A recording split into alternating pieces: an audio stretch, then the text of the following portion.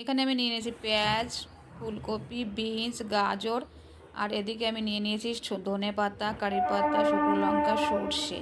তো আমি বানিয়ে নেব তোমার পোহা, মতলব পোহা নেই, সুজি কা উম্মা। তো এখানে আমি কড়াই নিয়ে নিয়েছি, সুজিটাকে একটু ভেজে নেব হালকা গরম করে। তারপরে আমি দিয়ে দেবো কড়াইতে তেলটা দিয়ে সামান্য একটু ঘি দিয়ে দেবো। ঘিটা দিয়ে সবজিগুলো একে একে দিয়ে দেবো। তো এখানে আমি দিয়ে দিয়েছি শুকনো লঙ্কা, কারি পাতা, রাই দিয়ে তারপরে আমি সবজিগুলো দিই। দেখো আমি সবজিগুলো দিয়ে দিলাম। এই সবজিগুলো দেওয়ার পরে ভালো করে একটুখানি হালকা করে ভেজে নেব। বেশি ভাজবো না, ভাজলে কড়া হয়ে যাবে, একটু হালকা করে ভেজে নিয়ে নেবো। তো দেখো এখানে আমার ভাজাটা আমি হয়ে গেছে, নুন দিয়ে দিচ্ছি আর দিয়ে দেবো আমার মটরশুঁটিগুলো।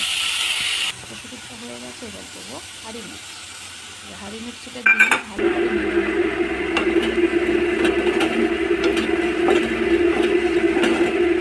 জলটা সব স্কিপ হয়ে গেছে, দেখানো না আমার জলটা দিয়ে দিলাম। তারপরে আমি একটু হালকা ঢেকে দেবো। দেখো এখানে জলটা ফুটে উঠেছে, এবার আমি সুজিটা দেওয়ার সময় এক হাতে সুজিটা দিয়ে আর এক হাত দিয়ে ভালো করে নেড়ে নেব, ধীরে ধীরে নাড়তে হবে। সুজিটা গোটা মানে একটা জোট পেকে যায় না, সেটা যাতে না হয়, তার জন্য এক হাতে সুজিটা নিয়ে দুসরা হাতে আস্তে আস্তে করে লাগাতে হবে। এইভাবে আমি সুজিটা দিয়ে দিয়েছি। তোমরা এটা বানিয়ে দেখো বাচ্চাদের টিফিনেও দিতে পারো। সামনে সুজি দিয়েছি, সুস্বাদু হয়, বাচ্চাদের জন্য হেলদি। অনেক আমি সবজি এখানে অ্যাড করেছি। তারপরে দেখো মোটামুটি হয়ে গেছে।